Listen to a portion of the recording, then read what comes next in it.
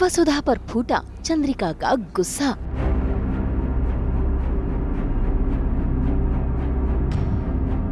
वसुधा को मिला घर निकाला। कामयाब हुई मेघा की चाल।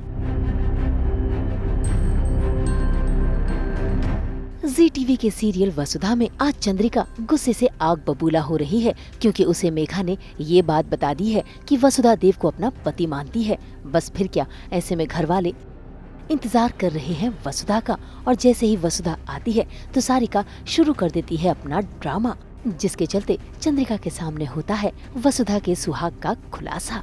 तो वो गुस्से से आग बबूला हो रही है, और जैसे ही वसुधा उसके सामने आती है तो वो उसे सवाल जवाब करना शुरू कर देती है।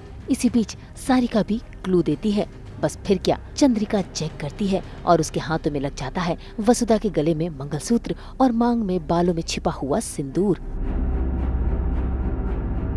हमें कोई दिलचस्पी ना है भाभी साहब, अगर वो सच में खुद ने शादीशुदा समझे है ना, तो शादी की सुहाग की निशाना इसने जरूर पहनी होगी।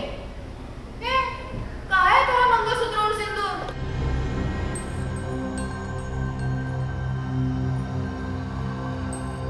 क्या ये सब?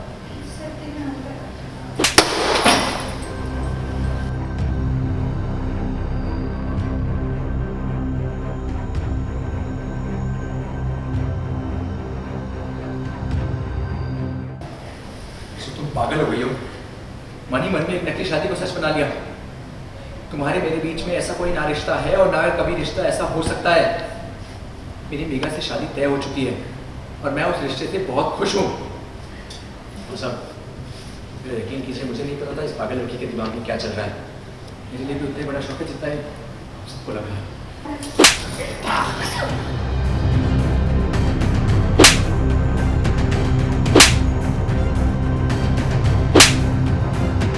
मुझे खुद नहीं पता होता है कि इतना बड़ा शौक मुझे मिलने वाला है। जैसे मैं घर पहुंचती हूँ, हम अवार्ड फंक्शन के लिए गए होते हैं, तो वहाँ से जब आते हैं तो चंद्रिका जी मुझे ऐसे देख लेती हैं कि उनको सब किसी ने बता दिया। तो मेरा पहला शक तो जाता है सावित्री बुआ पे। मुझे ऐसा लगता है भाई सब बुआ ने ही बोला है, क्योंकि वो काफ़ी टाइम से मुझे बोलती हैं कि तुम बता दो, तुम्हें हक मिलेंगे बहू के, ये वो।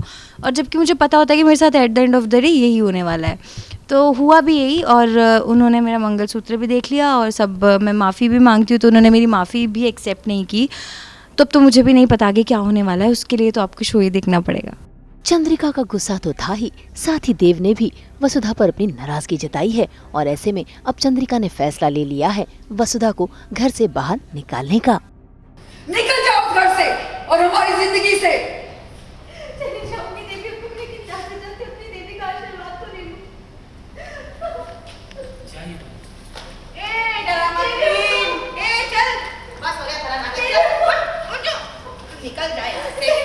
चल निकल, बड़ी आई ख्वाब देखने वाली, चल निकल। वसुधा के लिए तो सारी ज़िंदगी ही देवी हुकुम का घर है। तो वो बोलती भी है कि ये मेरा मंदिर है, देवी हुकुम मेरी देवी हैं, पूजा करती है उनकी। तो ऑब्वियसली उसके लिए तो इससे बड़ी सज़ा तो कुछ हो ही नहीं सकती। वो तो अपनी जान दे देगी लेकिन देवी हुकुम का घर नहीं छोड़ेगी। तो इट्स लाइक कि उसके ऊपर पहाड़ गिर गया है दुखों का।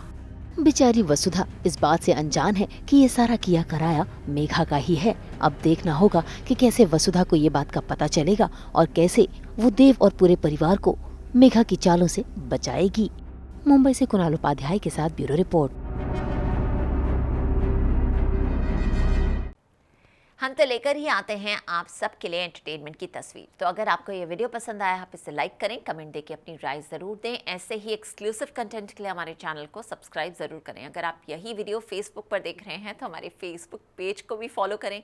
नाम तो आप सब जानते ही हैं, सास बहू और बेटियाँ।